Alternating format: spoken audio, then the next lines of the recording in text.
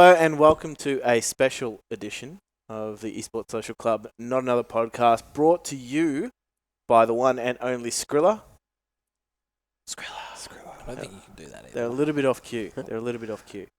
But as we said, they're a huge supporter of ours, and we're very, very thankful to have them on board, supporting us, an Australian company who do offer esports betting as well as esports fantasy. So check them out, and remember, gamble responsibly. As we said, it was a special edition of Not Another Podcast, and this week we were a little bit absent in the space, but we said on our last podcast that we would be somewhat absent due to other commitments. And like we do what PAX. we say we will do, especially when it comes to absence. Being absent. Yeah. Yeah. It's very hard to do that There's sometimes. no one more reliable when it comes to absences than us. Yeah. What about last week? Last podcast, Sean tried to be absent. We did not let him be absent. Got him on. Wait, absolutely. Real Yeah, he talk. was- Is that thing aiming at us properly? He's a little bit deflated. Yeah, it is. Yeah, Is it's it? fine. Yeah? Actually, it's Yeah. not. You've like cooked it. Hang on, I'm going to do like a mid-podcast I edit. didn't touch it. We're currently suffering technical difficulties. Thank you for your patience. All right, now that we've got... Oh, whoa, jeez, we're back. Oh, now that we've resolved our technical issues, I think See, that's because I got an eye for detail. it's true. Well, you've got two eyes for Yeah, detail. 2 eyes for detail. Shame when I came to my alias, I had a Y for detail. That's probably why I was so shit. Nah, that definitely wasn't the reason why you were shit. Either way, we're back. Very nice, boys. Very nice. Had various different weekend commitments. Mac, you were shipped off Yep. to Malaysia.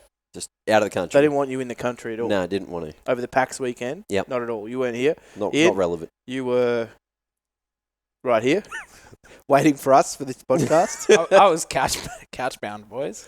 Yep. I wasn't. I was locking this place down. No one was getting in. No one was getting out. And no one did. Yep. Not even Tyson. Good No, job. Get in, didn't get out. I avoided a housewarming. I Cool. avoided rugby. I avoided drinks. I avoided just about every social commitment. I think that is a resounding success. True for, gamer. It's a great success. Back to my gamer roots. You know, Yeah. it's been a while. You escaped? Yeah. Just living for yourself. And now I've set up a makeshift computer for the time being. Nice. A makeshift computer. Feels disgusting. CS comeback? Absolutely not. Okay.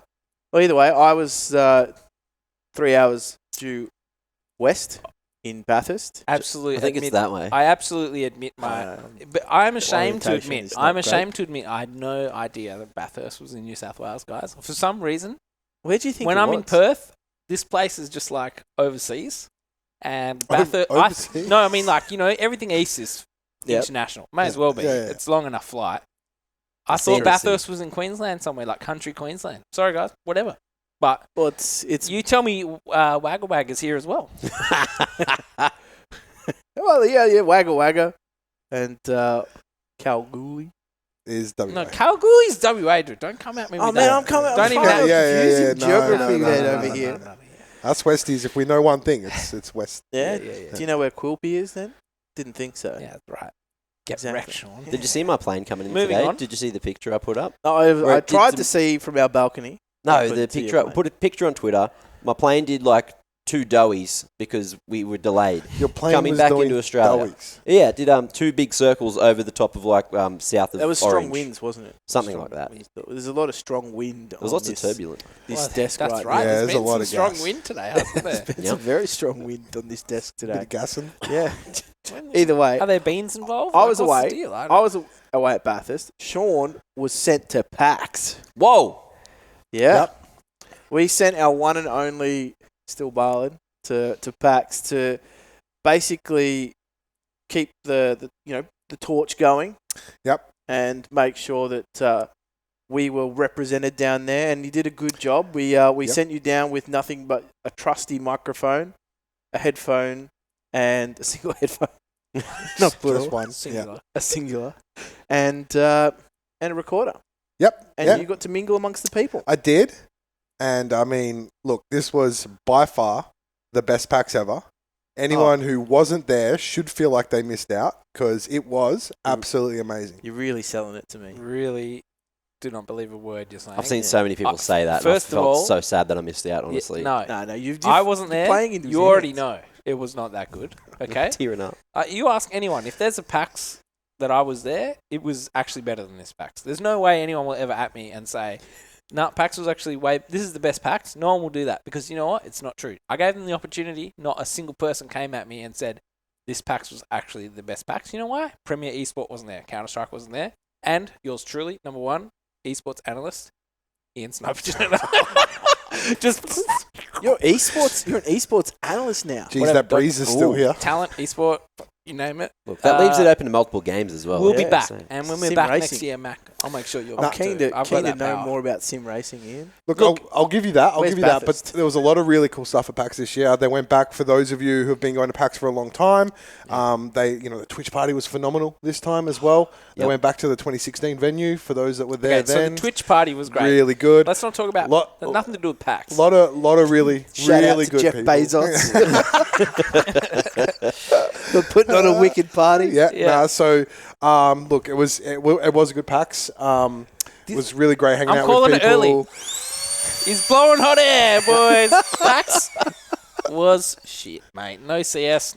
PAX is shit. Twitch party sounds good, but Yeah, it was. wow. Yeah, I didn't actually go. But I don't know how. Yeah, that might explain how you got back. You're not sick. You were kind of tired.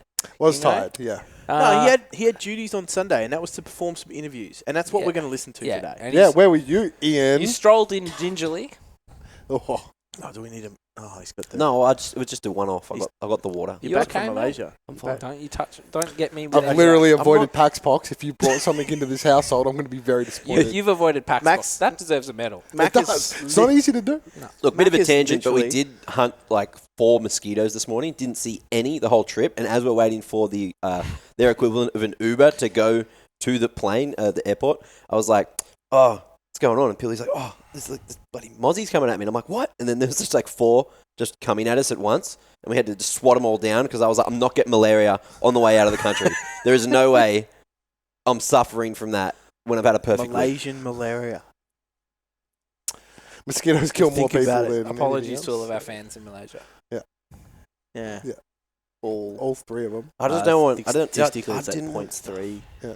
of our So, anyways, one viewer. I was Anyway, at PAX. I recorded some stuff. We are going to have a listen to them. Isn't that right, Jim? I Yep. think that's where we're heading with this. We're going is to use some sorta- production Beat magic. them mosquitoes. That segment should be called Packing Heat or something like that. I don't know. It just feels like at PAX, Sean's packing heat, and then it cuts. How about his- packs and heat? yeah, do anything. Heat on the street. Packs on, packs off. I don't know why I'm here. Packs on, packs off. Sort of was like that, Yeah. wasn't it? Anyway, we're going to listen to some of the work that Sean did. And as we said, this is a bit of a different format to what we normally do. We normally just get around the couch and discuss. We normally talk a lot more shit than this.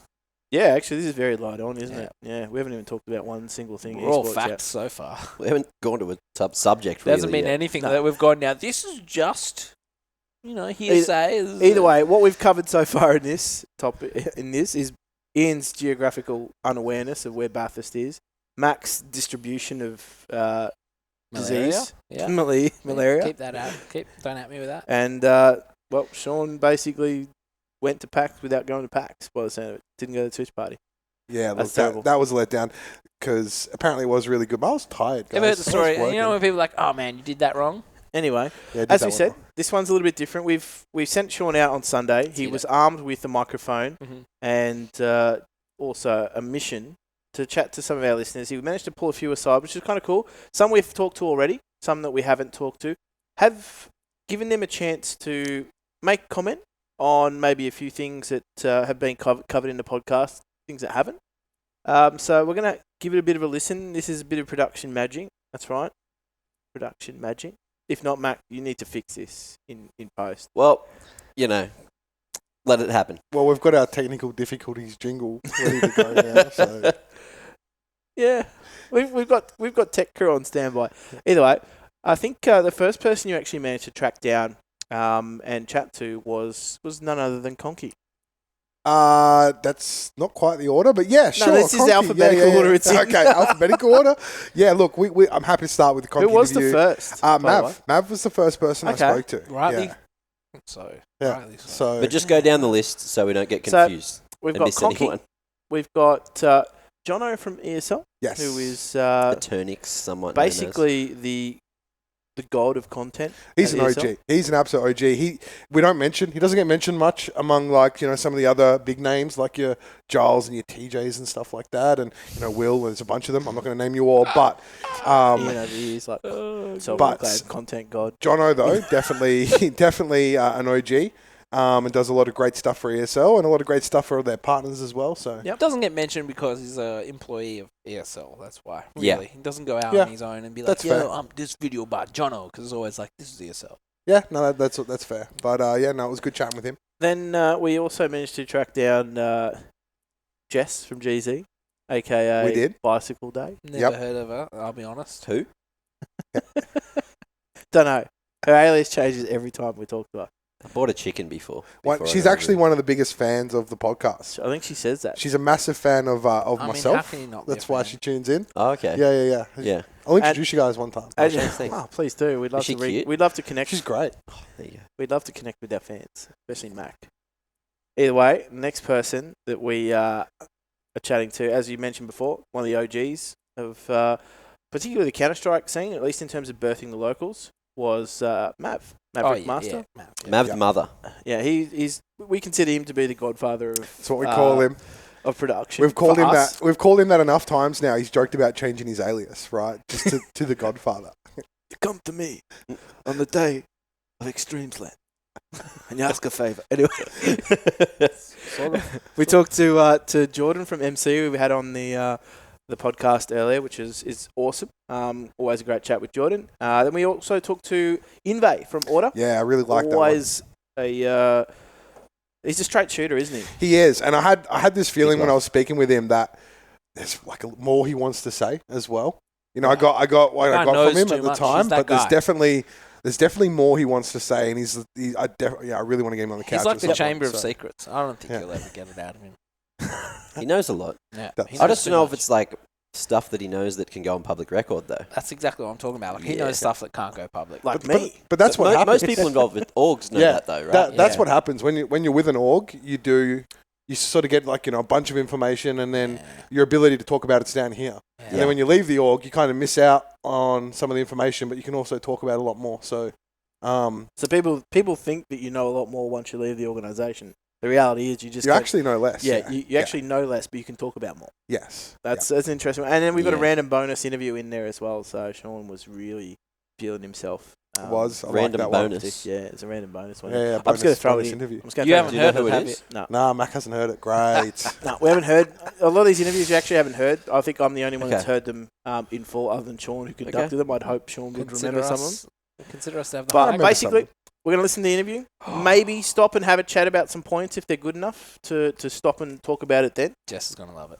Okay. We'll share our thoughts on that. So we thought we'd try something a little bit different, see how it goes. Let us know as well. Tweet at us as if you like the content, if you like to see more of this style of podcast. As we said, we're just sort of trying a bunch of different things with our podcast and seeing how it goes. So What's our Twitter handle again? It's At ES Club Official. That's the one. Or Mate, at Still Barley. as long as you remember our podcast name, okay, we'll be fine. S Club Official. S Club Official. Yeah.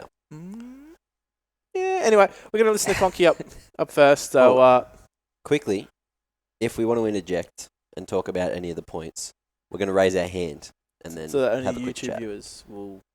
Well, if we just randomly start talking, they'll know. Why can't we just let them have their say and then This would be like smack DVD. down on Okay, afterwards? well, let's do that then. Yeah. This would be Yep. like DVD commentary. Anyway, we're going to let it flow. Anyway, Yep. clearly we've discussed this prior to us. There going was a lot of planning. Get into it. Maybe that's just it. Let's go. All right, how we doing, guys? Look, we're back again, and I'm here with the one and only Conky. He's been busy working PAX, but I've managed to pull him aside for a couple of minutes just to get his opinions on some stuff. Now, Conky, I'm actually going to open with this. Okay. We've talked about sort of rankings and stuff, and we were talking about that just then, opinion-based versus mathematical-based and things like that. But in your opinion, who's the top 4 in CSGO right now? You just went straight for it, didn't you, Sean? For the throat. Yeah, I didn't mess about. straight for the jugular. You wanted him to say James, Sean, Mac, and Ian. Yeah, that's what you want. That's right. No, I'm saying we are the top 4. Oh, wow. You didn't hold back with these questions for Conky at all. Right, what were they? tough one because it is really that sort of star greyhound. Obviously, you know, they're leading the charge, and especially given, I believe it was their performance a couple of nights ago, 16-7, 16-7 versus Avant. It was brutal. Yeah, so still like very far ahead of the curve.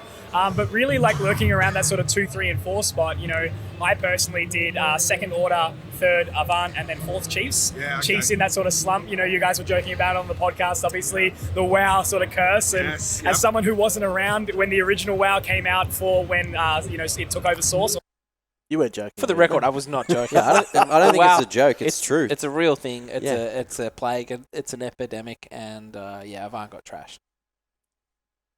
I didn't have that effect, so it's funny to see it now happening to a lot of people, of course. So look, I do hope the Chiefs can bring it back. I was speaking to Tux on Friday, and hopefully they've got some stuff for us in store next weekend at Extremesland, so that should be really cool to see, because that's going to be some close competition. You know, you'd expect Greyhound to be one of the qualifiers, but then really between the other three, it's anyone guess. Absolutely, yeah. So it's a bit up in the air for that sort of second, third, and fourth spot right now, and it is. It was great to see Order have that good result at LAN. So they're still definitely, you can say that they show up at LAN, maybe struggling online, but they definitely got that LAN strategy. And you mentioned you spoke to Tux. Have they taken on board maybe some of the stuff they're hearing about the WoW stuff? Have they stepped away or implemented any changes around that? Oh, look, it's always one of those things where I don't think anyone will ever want to directly admit sort of what's going on. You know, I guess the argument is, you know, you're paid to play a game, like, you know, you've got to sort of dig your teeth in. But at the end of the day, everyone sort of has their balance between what they want to do. You know, grinding one particular game can be quite taxing. However, you know, from speaking to Tux, it sounds like they've got some good stuff they're working on. So hopefully they'll be able to bring it back. You know, they had such a hot streak on LAN for so long. And, you know, Order sort of always just missed out. Avant now still in their very, very early stages, still got a lot of like teething issues to overcome, I guess. But, you know, it's nice to have a really solid top four finally. You know, it's been a while since we've had that. You know, we've had the 3, but the 4 and then Genuine obviously still on that sort of come up. So yeah, look, hopefully Chiefs have got something to bring back that LAN results. Avant with a lot to prove. You know, they're very vocal about where they think they should be as well. Yes, they are. And Order, you know, Valiance has finally slotted in. Usilo, he's back into it. So all I hope is just for some close competition, man. You know, if it's a stomp, it'll be really disappointing. But yeah, it is really one of those events finally that might give us some solid position on that. Some solid position. I've seen some solid positions just right now. Mimed out, by the way. Anyway, that's a bonus for our YouTube our YouTube viewers, if they do manage to say that. Do you agree with what Conky's ranked? Yeah, that was the exact same as what I put them. Although then Avant had a really poor performance on EPL, and Chiefs and Order played really well against one another. And after AU and Z, Blitz is now no longer calling. It's off new again.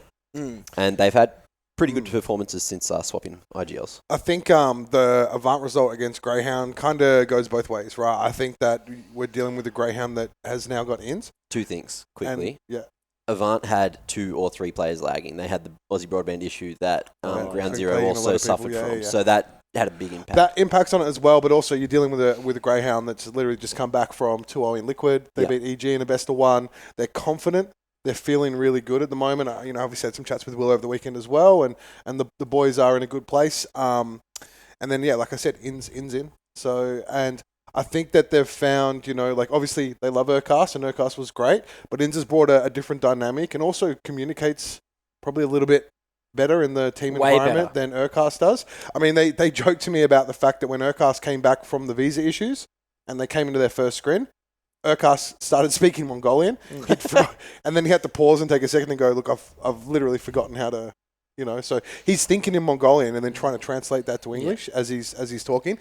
That creates a slight, I guess, problem within the comms of a team. So with Ins coming in, they don't have that issue anymore, obviously. And so I think as much as, Avant got smashed. Do I say what I'm thinking and become public enemy number 1? Look, aren't you already? Kind of wanted Urcast to be replaced a long time ago. So as much as I love the guy, I felt like he was holding them back.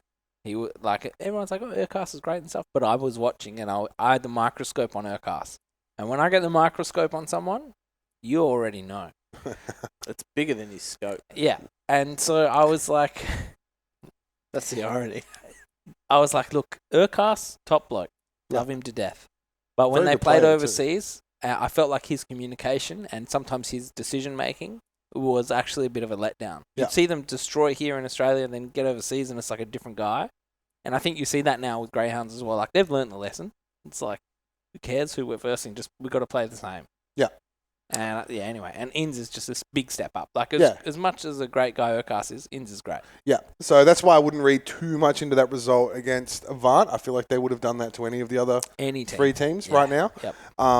So I still think, we know we're going to see that on the weekend coming up, Extremesland. So we're obviously doing this before Extremesland, but with literally, a couple of days before. But I feel like that kind of result would have been what they would have got against any of the other teams. I think where everyone's placed based on results right now is accurate, right, on what Conky said, and I think it's the same as what you've sort of put forward in your piece for Is the Thing. So we're going to bang out the rest of this interview. We'll put a pin in this, and we'll have a chat about it, see where we sit at the end of it, whether or not there's more discussion. Obviously, you know whether... As I say in America, let's table that. Let's table that. Anyway. Yeah, look, you're 100% right there. I think this is the first LAN that's had all four of those teams together ever. Right? So that's super exciting. I just hope FBI can keep things contained. Shout out to FBI, though. Karaf in charge. Hopefully she'll all be good. We know how it goes. Absolutely. And I think we've got the MC guys there as well doing production and things like that. And they're very proven when it comes to these sorts of things at venues like FBI. Exactly. Well, I do believe they did one of their LANs there as well. Production went well. So fingers crossed it all does run through smoothly. 100%. Look, one last question I want to hit you up with. Obviously, one of the hot topics we've had come out of the podcast was the content creation side of things and looking at sort of players and teams and sort of how that works and different approaches. We talked about Greyhounds a little bit and how successful they've been. And I guess I wanted to hear your thoughts on it and if your perspective maybe changed after the conversation and things like that came off the back of the podcast.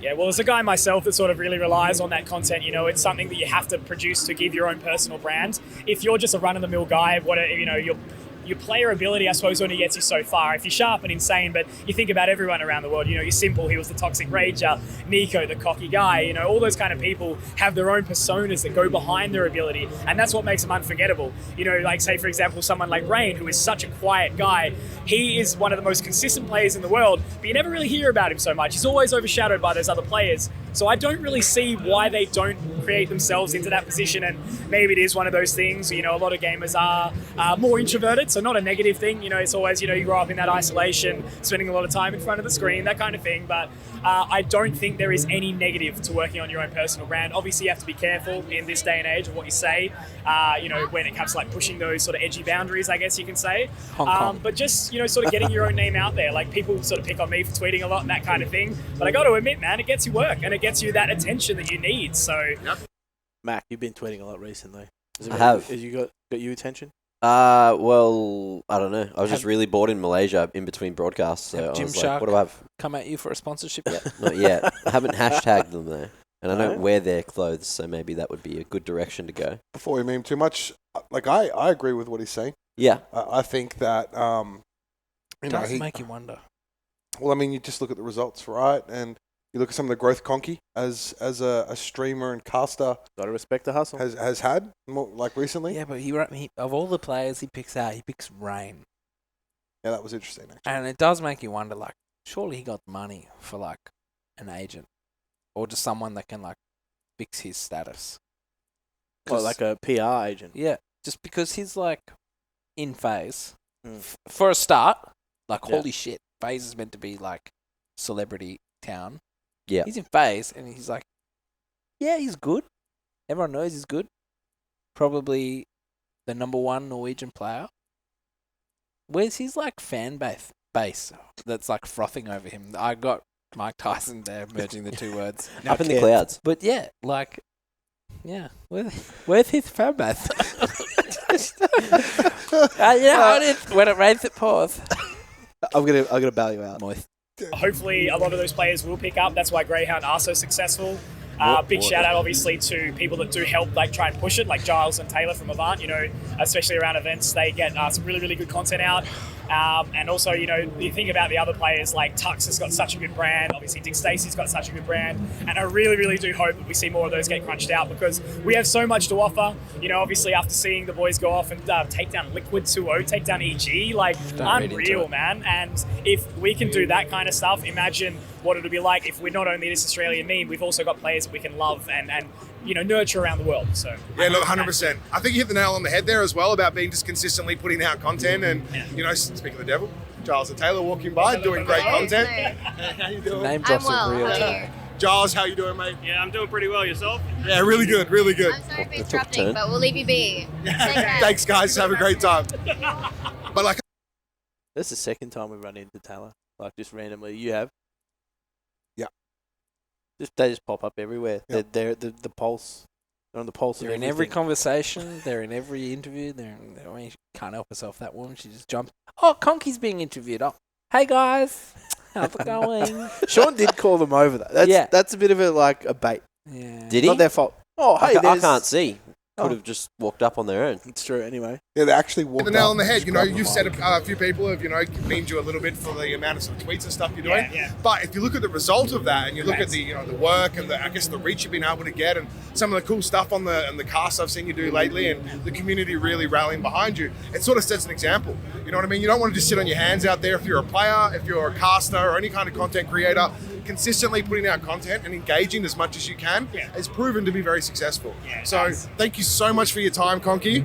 I look forward to actually getting you on the couch someday Yes. soon. Hopefully, fingers crossed. Eventually. One last thing, any Well. questions for the boys who aren't here? So Mac, Ian, and Jim, or any statements you want to sort of throw their way? I actually do want to go. It's completely off the trolley, but I guess it's been really cool because it has been, I guess, a topic of motion sort of recently. But Mac and his gym routine, I need to know what was the moment that brought him into consistency, because it's been amazing to see him develop, and obviously it's not just him as well. You know, people like Turtle. Obviously, he lost so much weight, and now he's he's the most jacked, handsome admin that you'll see around. He's you a know? unit, isn't He's he? an An absolute absolute unit. unit. So that's my question to Mac.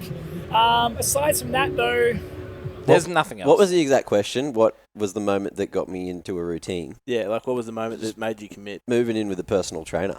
Yeah? Yeah, well, Turtle's the not personal- exactly a personal trainer, but the he's the one personal with the turtle. motivation to Yeah. just be at the gym every day. It's like 3 a.m. It's 3 a.m. I'm going at 2 or 3 a.m. tonight with him after he gets back from the broadcast, because my sleeping pattern's also cooked, and he's like, hey, you want to go to the gym? And I missed yesterday, and then today I was on a plane all day, and I was like, I didn't want to go before, but now I feel like I'm going to be a bit of a little bitch if I don't go tonight, because if you miss too many in a row, you just lose that motivation. So Amen. would you say that much like content, it's about being consistent?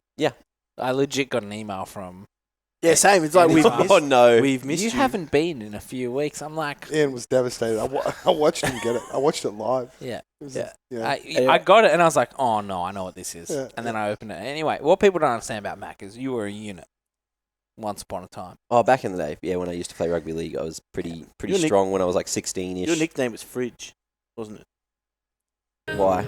I was just going to finish this interview. no, that's it. That's it. For Perfect. now. No, I have to I just pick need up some more muscle if I actually memory. get on the podcast. Absolutely. Well, thanks so much once again for your time, mate, and we will be seeing you soon, I'm Cheers, sure. always, Sean.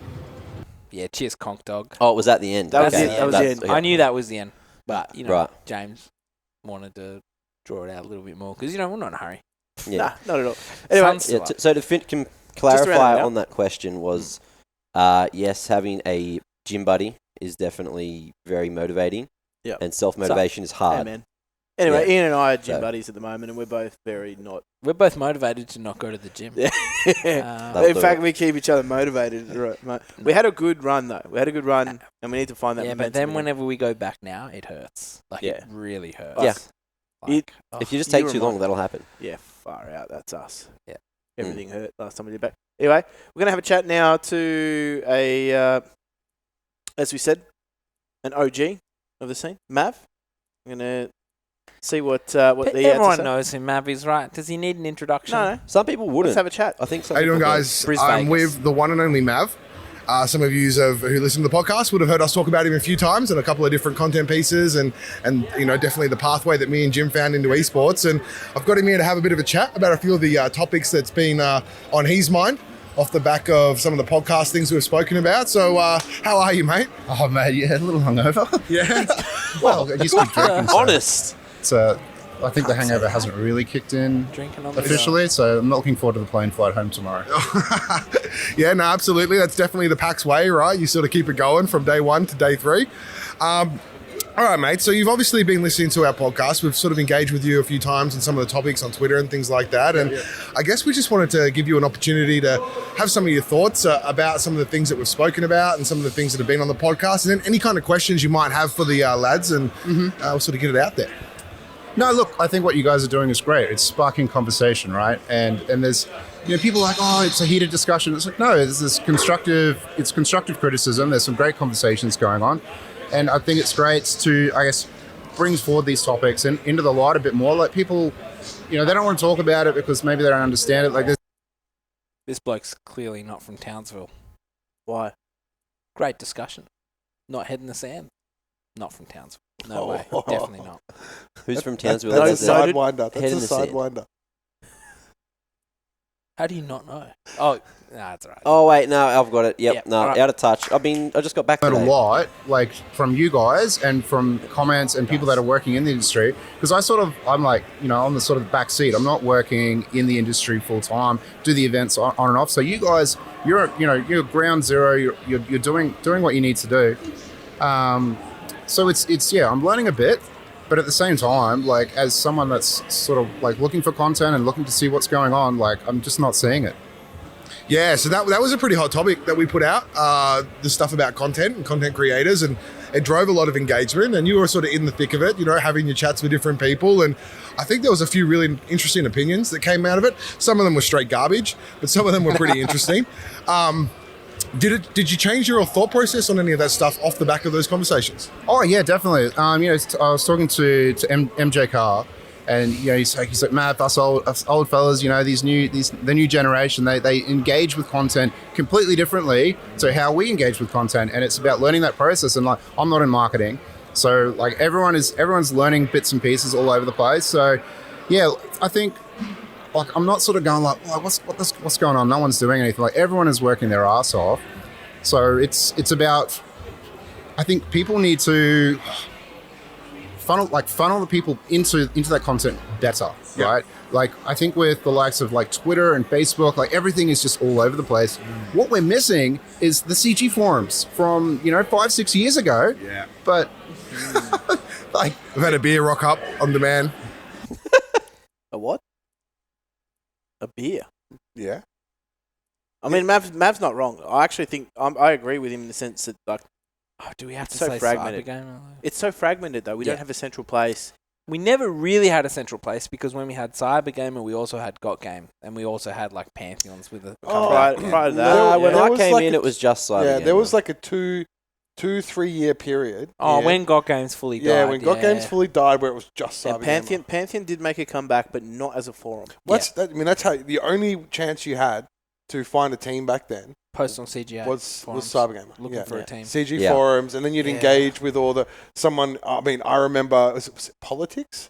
Did he put out a rap on Cybergamer? Oh no! Was yeah, he did. Yeah, That was yeah, the worst yeah. thing I've ever heard. But like just some of the content and some things that became like almost infamous through Yeah. the Cybergamer yeah. forums that spread across sort of generations of players. Yeah, We've it's kind of true. lost that a little bit. Nowadays, it's all about Twitter, and I mean, I don't not like that, but it's definitely it's harder to keep up with. You don't have to follow anyone in Cybergamer. You go to the forums, the stuff's there. If you don't follow the right people on Twitter, you're not going to see it. I think it's not harder to keep up with. It's the fact that it gets flooded and disappears within a day. So if you try to make an LFT thread, all you've got is literally people retweeting that maybe the next day or the day after that, and then it'll just Yeah. disappear It's again. just nothing but LFT. Well, threads.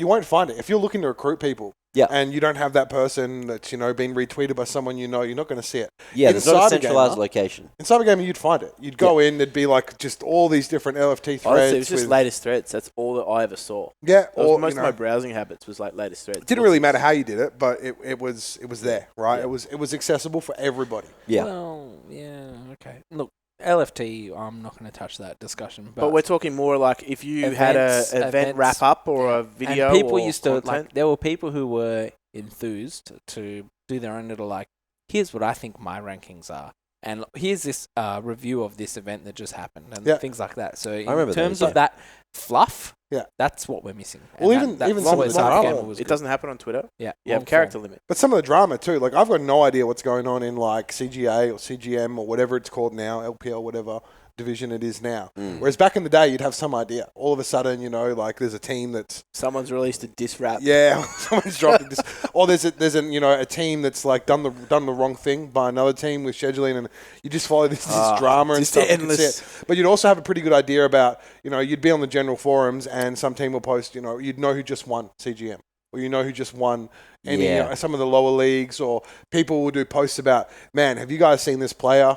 Even thinking back, like Vox and Immunity days, it was all obviously CG Nationals was a big thing, and it would all be on the forum. There'd be the videos of like, woo, we're going to China, and then everyone would be like, stuff. Yeah, boys, and then there'd be like viewer threads and stuff like that. Correct. Release a frag movie or something like that. It would always go on the forum. What's that? But not even that. I remember it was very easy to go straight to like the CS:GO competitive page and CGP, CGI, CGM, CGA. And it'd just have like the ladders, or at least the top part of the ladder. Yeah, essentially. And it's not that easy to find on the current structure of it as well. The fact that you have to go through like another two or three more pages just makes it so much more like, I just don't want to logged in find it. Look, I don't know what happened to, I don't know if it was Snap or Asterix, but like the drugs got them. I don't know what it is. Like that web page is just fluff. Like, that's because they didn't understand what purpose it served. So I find my words. You got there. I got there. It's all right. I was interested to where the sentence would go after. It's like, what service it perved?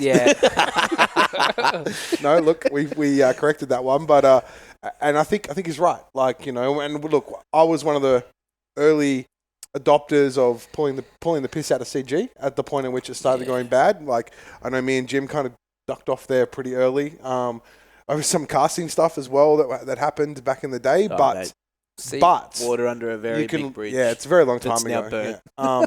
But there was some things there that allowed you that we just don't get from Twitter. Twitter's now the new CG in some way, right? And it's not the same. You don't get access to everything that you did when you're on the CG forums, and it's something we're lacking. So I think Mav's point there is spot on. Yeah, look, Twitter has its pros. Twitter has its cons. One of the pros for me is the fact that I can now tell someone's an idiot and only have to read 250 of their characters or 240 of their characters. That's or a twat. And I think what happened with CG actually was they went to a sponsor focus, and you can't please everyone, as we already know in Counter-Strike.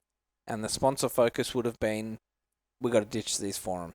Like, these forums can't be as popular as they are, because the sponsor would go on, read a forum, they'd be like, oh, how did my tournament go on the forum? They'd just be trolls. To be honest, I think that's more a problem with the tournament itself. Yeah, but how it was run than the forums. To be fair, these days you've got ABC journalists quoting HLTV comments. Oh, right? Yeah, that was a good one. So that was great.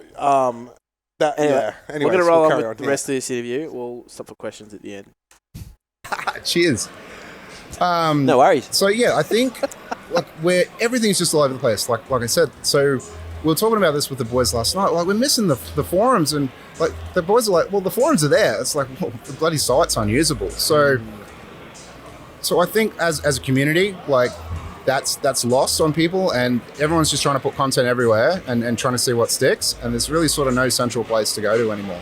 Yeah, no, I completely get what you're saying. The gone are the days of everyone jumping on, Cybergamer and things like that, and having their chats, having their say, and now we're at a point where it does feel a bit lost. Twitter's become that central hub, but even then it's hard to keep track of everything, so definitely get where you're coming from there, and awesome. All right, Mav, well, thank you so much for your time. I really appreciate it, and I'm looking forward to having you engage with our content in the future. Is there anything you want to ask Jim, Sniper, or Mac, who aren't here at the moment?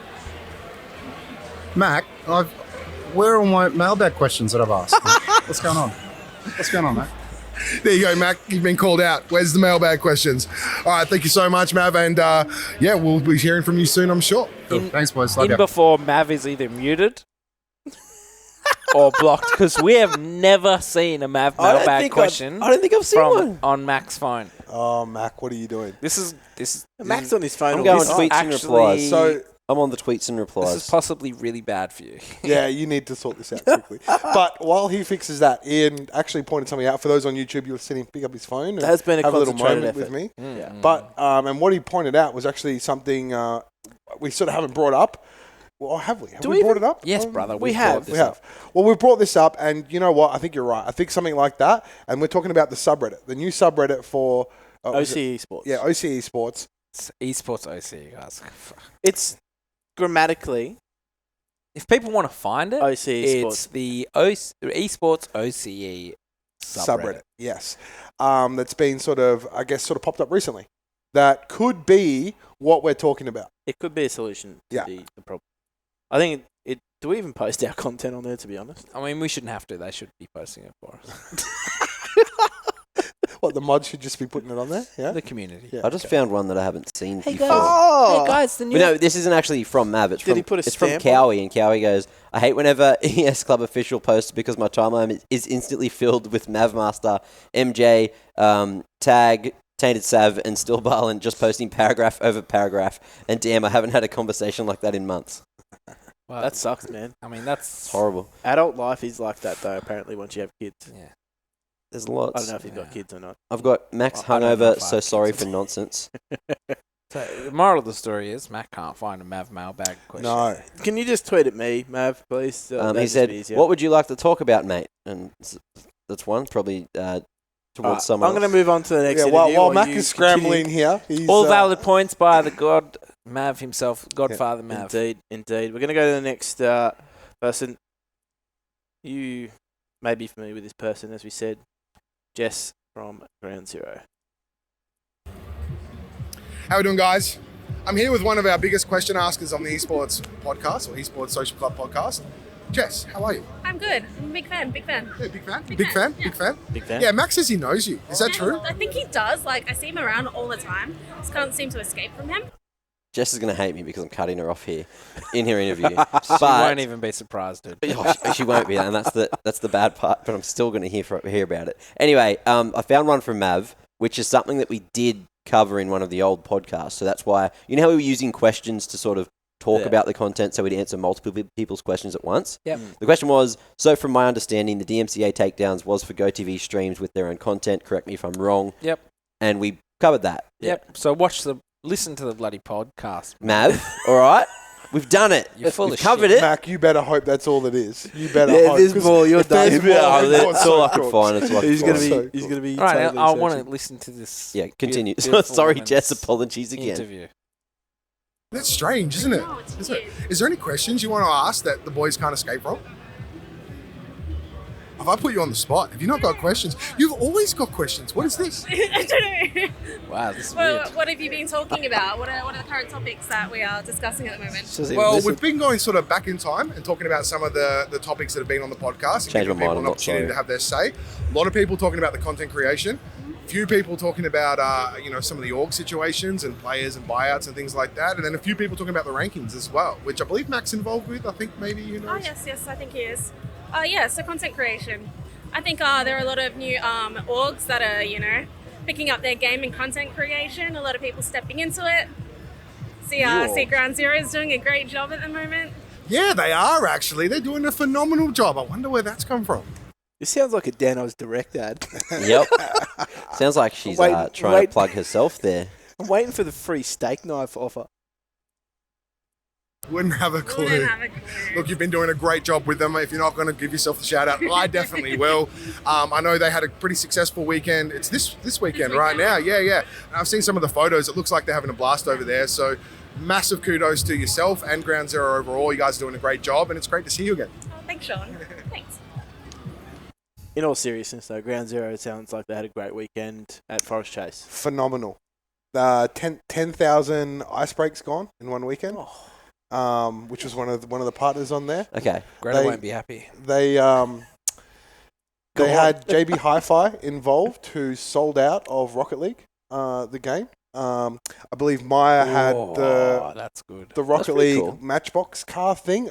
I could be wrong with what I'm saying this. Yeah, they hadn't- had a little set, which was Yes. basically like 2 RC cars and like a physical ball. It was like a little. You could play with it. Now, my understanding is RC that they hadn't 1v1 sold set. very That's pretty many of sick, those yeah. leading up to that point. Sold out over the weekend. And then off the back of that, and I can't spoil too much, but it was so successful that the people who run that event at Forest Chase are looking to use GZ for more stuff over there. Oh, So, there you that go. sounds amazing. yeah, so You got people to buy remote control cars? I know you've Esports. been looking, yeah. You know how impossible that RC is? Sports. Yeah. So that popped off. Big shout out to Ground Zero and their whole team for doing a phenomenal job. And some of the photos, they dropped a video today actually, which is that being Thursday. You can definitely Don't check give that away on the Twitter. showbiz, guys. All right. And I heard there's more in the pipeline too. Yeah. There's more stuff coming, and There's always something with yeah, GZ. it's pretty exciting. All right, cool. Now we're going to have a bit of a chat to Inve from Order. Yeah. See what Sean had to say to him. Just in case people don't know, All right, how we doing, guys? I'm back here again. I got Inve. Go on. are you going to explain it? Yeah. So Inve or Nathan, He's like the ninja in the shadows. He's the head of Order. operations. Yeah, he's chief operations officer or head of operations, one of those titles, I'm not sure. But he also works very closely with the CSGO team. Basically, obviously, they have their general manager He has Spawn. coach moments. Head of operations is the guy that is tasked with just getting shit done. Yeah, 100%. Or the lady that's tasked with getting shit done. Gomez, would you say? I think his role's a bit different. There is At operations. some point, he may have been head of operations to a degree, not an official title, but he may have acted in that capacity. But so Nathan though, has been doing a phenomenal job with Order, but he's been around for a while as well in our industry. Very well respected. I mean, I personally really like him as well. So it's been around long enough to have tried to manage Team Immunity. Yes, he was involved with. He came in and nearly turned us around and got us to some greener pastures, but obviously ESL made a rule change and that caused some havoc. What rule change? No pun intended. It was a real sticker point, wasn't it? Yeah, it was a royal pain in the ass. Right. So obviously I actually quite like this interview. He had a few things to say, and I think he's also. I think I may have pointed this out before, but I think he's also the type of dude that's got more to say. Yeah. And I'd love to get him on the couch. Yeah. Well spoken. Knows his stuff. He'll be here this weekend. Been around. Yeah, that's all I'm saying. May just have to catch up. Let's see what we him. can do. Yeah. Let's see what we can do. Let's see what we can get this. No promises. Let's get this interview done. I know this one's a little bit of a lengthy one, so he loves. We'll save all of our questions to the end. We'll just listen to this off one. if you write let them down. Right, Max, write them down. Don't lose this one. All right, how we doing, guys? I'm back here again. I got invite from Order.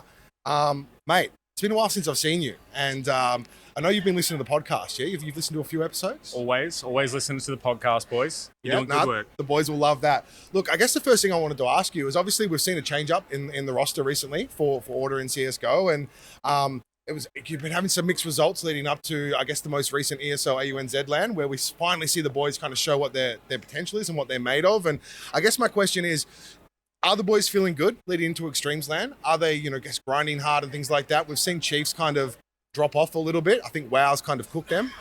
But how are the boys feeling heading into Extremesland, and how's sort of the general mood of the team with some of the changes that have happened?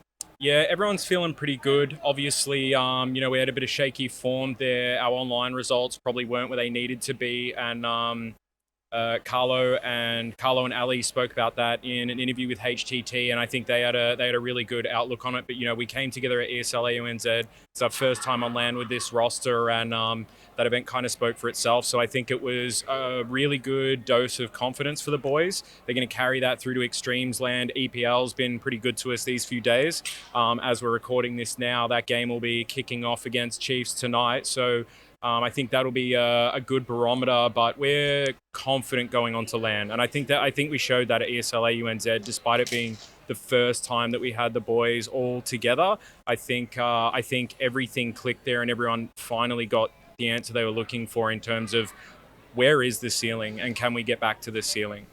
Yeah, 100%. And are they feeling confident going to Extremesland? Obviously, it's the first LAN event that we've ever had, which has Greyhounds, Order, Chiefs, and Avant now, sort of that top four all on land together. I don't think we've seen that before. And are they confident to carry that form that they had at ESL AUNZ into Extremesland?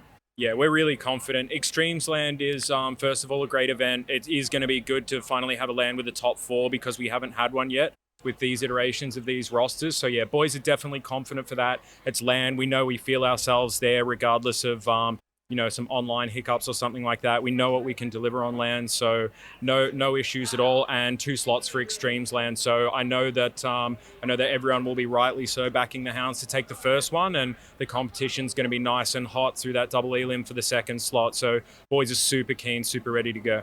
Absolutely, and we've seen that in we've obviously there's been talks around rankings and things like that. HTT have brought out their sort of opinion-based ranking system, and I've spoken to a few of the panelists on that, and they've all firmly got you guys at number 2 now. So that's sort of second to fourth on the rankings, sort of behind Greyhounds. I think we can all agree they're still sort of number 1 right now, and particularly after their results in Malmo. But yeah, they've got you guys up at number 2, and it just goes to show, with a team like yours, with the potential they have, you can have a few off games online, but they come to land, and it seems like it all sort of came together, and I'm really looking forward to seeing that hopefully continue. And I'm sure you are as well for Extremesland. Like you said, top 2 go through, so you can take a spot there with alongside whoever else gets through. We assume probably Greyhounds, but you never know with how tight the top of CS is. My next question to you is one of the other topics that's sort of been floating around and people have been talking to me about is content creation.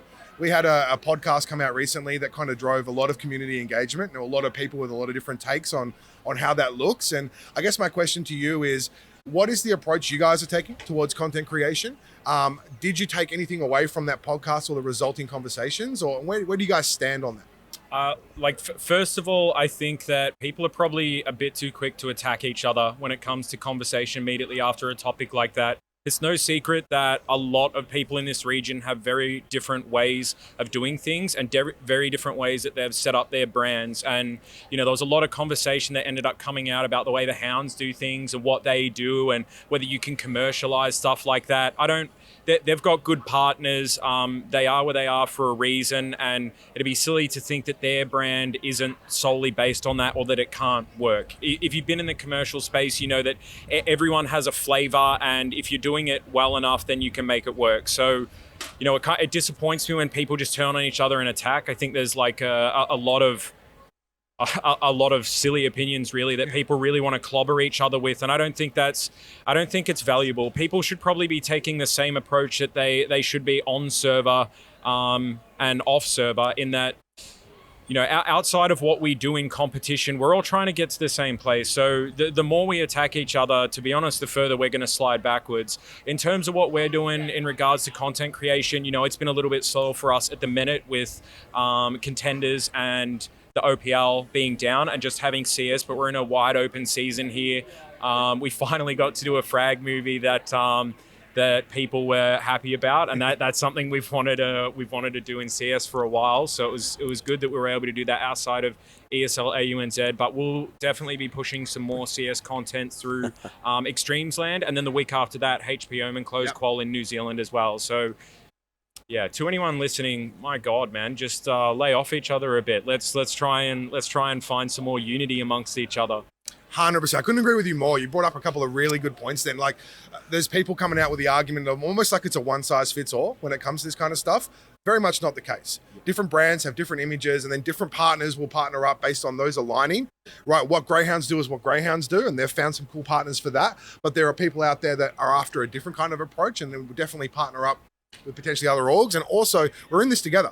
There's plenty of room for everyone. We don't need to be bringing each other down. That's the last thing we need, because it just brings everybody down as a whole. So a couple of really good points there. Yeah, I think you absolutely nailed it. Like we've all got to do this together if we want the scene to grow. That should be apparent by this stage. So if it's not, probably look for that periphery setting first before you really go hard on your opinion on what content is. Because if we don't push it together, then rising tide lifts all boats. Let's get that message through.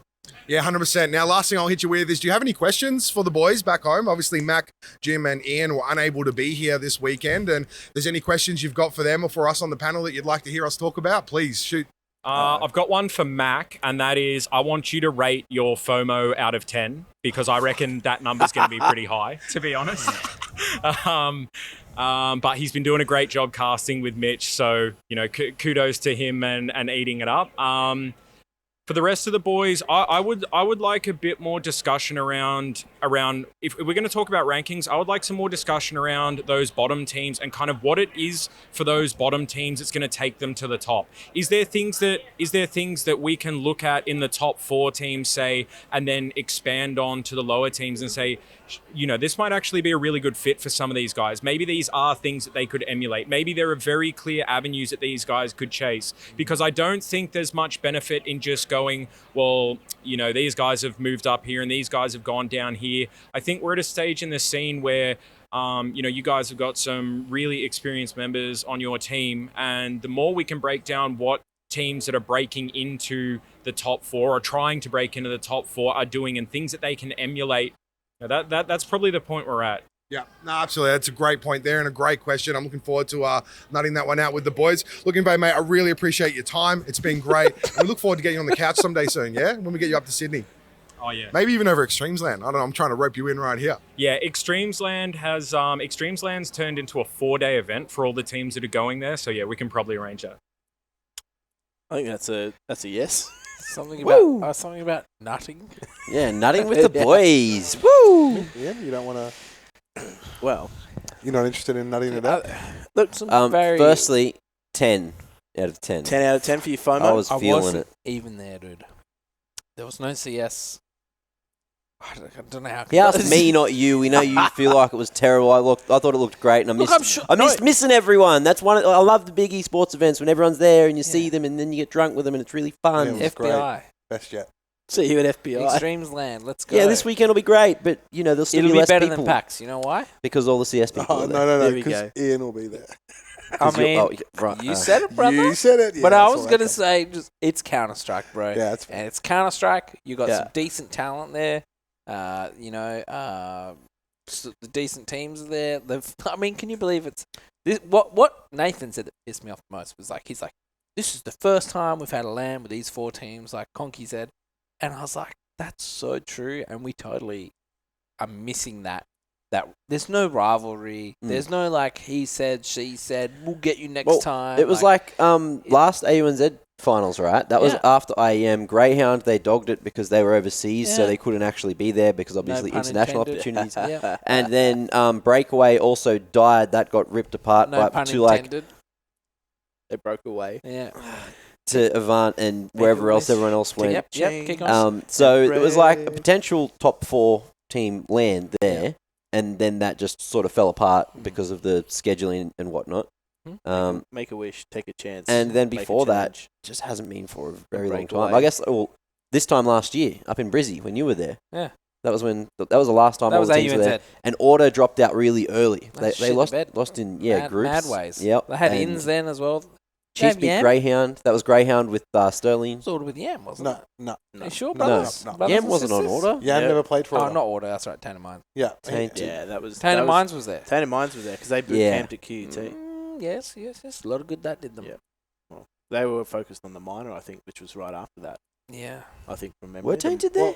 The Yeah, minor bruh. was right after They that, were even at defs Z. there. Tatum was Nah. defs. It was Chiefs? Legacy, MLW, Breakaway, Legacy wasn't there, man. Order, Chiefs, Greyhound. And that was the Was 6 that 8? teams. Oh, 6. Because Yeah, well, Tainted, if Tainted It was didn't 2 play, groups of it 3. was because they were focused on the Yeah. minor, Chiefs won. but they were in Brisbane at that point in time, boot camping The at upset QUT. Greyhounds in the group. And everyone's like, oh my God. And then, yeah. and then beat him in the final. That was the Moe comeback. Yeah. And he was very happy. Anyway, we As you digress. will be. Yeah. Yeah. So back to to Nathan's question about looking at the lower teams. Is that like more of a challenge to us in terms of like diversifying our content? Because I think that's sort of No, he Well, no, he wants to know what advice we have Mm. for some of the teams sitting in that sort of You were listening. 5th to 8th, right? Yeah. To sort of get themselves into that mix. I think right? that- don't Into the swap top your 4. rosters. I think Nah. also to be fair, if you want to do it justice, you want to delve into it on a case by case basis. You do need to look at it on a case by case basis. Yeah. Max comment there, I actually don't agree with. Okay. If you're in that 5th to 8th position, you need to do whatever you can to strengthen your roster through potential changes. You are going to come across in that position down there players that do not have the commitment levels required to make it to the top 4. If you run into those players, don't waste your time. Get rid of them. Get a player in that may not be as proven or have the name or whatever else you got with it, The drive. but do have the drive, right? Do have the commitment and the ability to improve. Bring them in together and then start pushing towards those top 4 spots. I think having the ability to mix and we match, think. having the ability to mix and match your roster to find that right mix is important, particularly when you are a top 4 team. I think that particular topic, it almost deserves its own sort of podcast. That's a good Yeah. idea. I think we'll pin that one. We'll take that challenge, Nathan, and we'll see what we can do. Hey, you want to go? That was, by the way, You want to go? one of my favorite interviews of the weekend Yeah. was that one with Nathan. I think he comes across really well on the mic. He did bring up some really good points, and yeah, love to hear from him. Building a CSGO roster is just like building a really good computer. Yeah? And continue next time on the Esports Social Club. I got a couple of things before we move on that got brought up in my mind from that interview. So first off, this is just a personal qualm. When they made that Frag movie, I only had one thing said about Order that whole time, and it was in the panel beforehand when Danny pulled me in when I was ironing my shirt, and I said, Order, they're land dragons, and that didn't get in the Frag movie because I didn't get to cast their games either. Right, it was a frag movie. So your qualm is with not being featured in your No, but yeah, exactly. But I'm like supposed to be part of Order, okay, that's a bit But biased. also, Well, that was the thing. Like, everyone just keeps writing it off. Oh, yeah, but you're biased by order, so that's the only reason you picked them. We were biased before it was cool, man. Everyone's like, just say, slightly back when Exactly. people actually No, hated, no, no. So- back when people actually hated you for being biased. It's a frag movie. They had Kira and Kevin's opinions in it from just the panel beforehand with the analysis, and I was like, well, I was on there. Where was mine? A bit of I'd like FOMO a good again. part. A little bit of FOMO. Oh, That was a personal qualm that got turned into something too long. And then for Extremesland, there's 3 things. No one knows what the format is unless you're involved, because it's not on fucking HLTV. You can't see it anywhere. It's in dude. that It's in that HTT article, isn't it?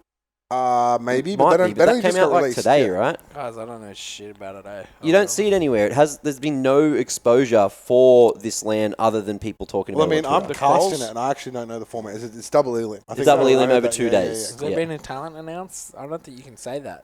Like, Oh, well, It'll be out before- tomorrow. It has no talent. Mac was announced. announced it. oh, okay. Talent was announced, man. Did I announce that was it? today. No, sorry. Who All I announced? No, know- Manic announced it. He announced yeah, it because he read the article. Yeah. That was the talent Thanks, announcement in Manny. the article. Oh, was it all in the article? Oh, okay. Okay, There you go. alright. I didn't get a chance. 'cause All I know haven't used my about phone too much. Extremesland Well, is that it's the illegal to drive and qualifiers- read on your phone. So. All I know about yeah. Extremesland is the qualifiers ran very smoothly through Instafrag. So Shout out to the Instafrag team. if you have heard of it, check it out. But yeah, so Pix Land and not on HLTV yet. Okay. What did you guys So- think about his point? Oh, sorry, you've actually got another point there. I just got you. No, that's all part of the, That was all the part- alright, format. cool. What's going on? Jeez. No HLTV Yep. yet. What do you guys think about his point he made about, I guess, people sort of going at each other and sort of bringing each we've other already down? covered That's honestly that's OCE sports in a nutshell. It's Yeah. just clashing It's egos. like tall poppy syndrome. If someone feels as though, there's someone that's doing something better or doesn't quite like the way someone's doing something, they always air the grudge in the worst way possible. This guy, I can agree. Ian's to not me the other day. reckless. Oh, To me the other day, That was I actually gave a hilarious. nice response to whatever it was asked by Tag. What are you talking He's like, about, Matt? mate, if you could just talk that much on the podcast, it'd be so great, or whatever. I was like, he's last come time I tried to armed. fucking help anyone, right? I think Look what's happened.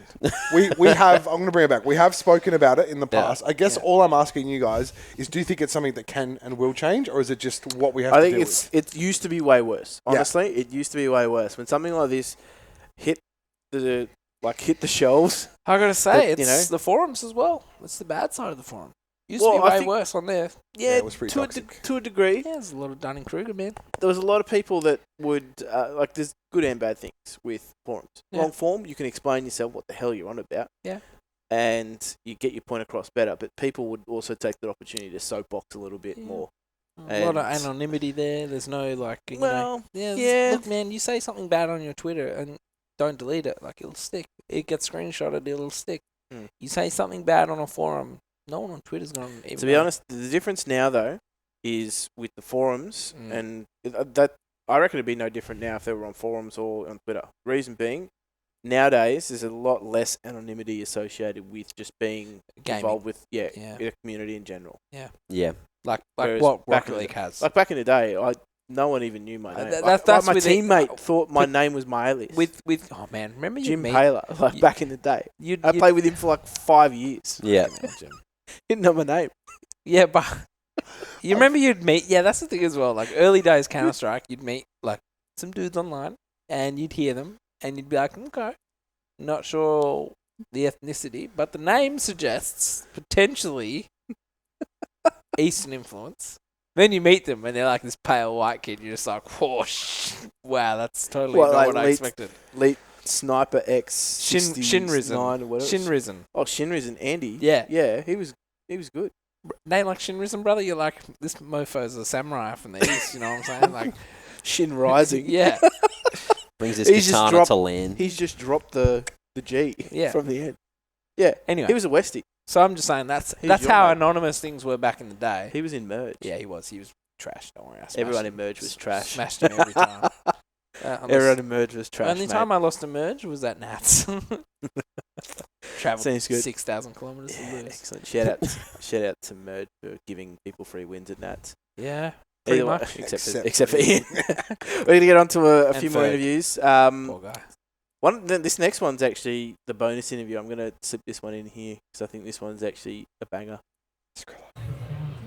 How we doing, guys? I'm back again. I'm here with... Oh, yes. Skrilla. Who are we with, though? Hey, no, this is a bonus Are we interview. with Skrilla? Oh, okay. They were with Skrilla. Oh, there we go. All right. Shout out to Skrilla, fantastic sponsor of ours. They've been with us for 10 episodes now, which is awesome. And we're excited to see that partnership with them grow as we've been able to grow as well. So a special thank you to them for supporting us in the early stages of our podcast, which is absolutely awesome. Australian company, support them because they've been supporting Australian esports across a range of different initiatives. And I'm very excited to see what they do in the future. And they do offer esports betting as well as esports fantasy. And if you are gambling, do remember to gamble responsibly. I'm going to get back into this interview as the jingle was on point. This is the bonus one. Mac is just chomping at the bit to find out who this is. How we doing, guys? I'm back again. I'm here with one of the security guards here and at PAX, and I'm a little bit concerned because I see a lot of villains around the place, and I've actually seen Darth Vader out the front. And what I wanted to ask you, mate, is there any strategies in place if he decides to turn on the crowd? Yeah, I'll probably call in the Jedis. Yeah, call it the Jedi. Yeah, that's probably a good idea. They've been quite successful in the past with Darth Vader. Yeah, pretty successful. Another question is, how have you liked the event? Do you find it's pretty sort of laid back? Yeah, it is pretty laid back. It's a really nice crowd, Not a lot of incidents, which is quite good. So, amazing costumes. That's what keeps us entertained as well. Absolutely. Yeah. So, yeah. All right, perfect. Well, thank you so much for your time, mate. And if Darth Vader does turn, I'll be coming to you. You're my man to call in the Jedis. My man. Thank you very much.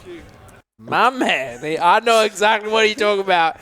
He ain't talking about no Master Chief. Like, You make me absolutely sick, Ian. Absolutely sick. oh.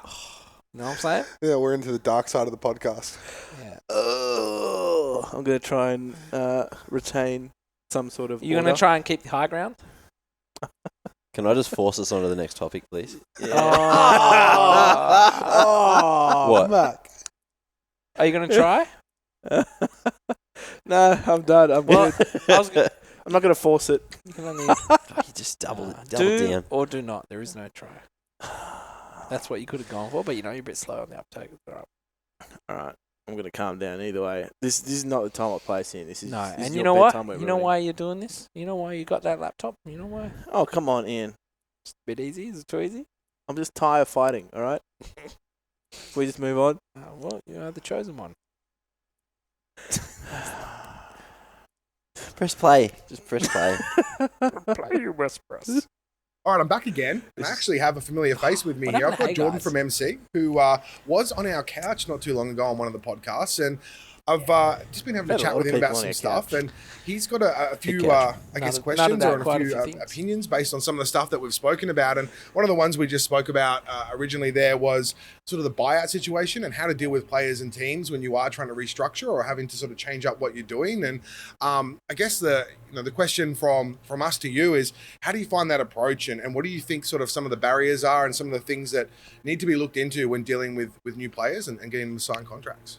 Yeah, cool. All right. So I think there's a big misconception when it comes to buyout figures and contracts, probably because of what's happened in the past. Like, it hasn't really been above board and no one kind of understands fully what's in that contract. So that, I think that's a major thing. I think organizations need to better represent their players and make sure, they do their homework. Both parties do their homework and actually understand what is being written down and what they're signing.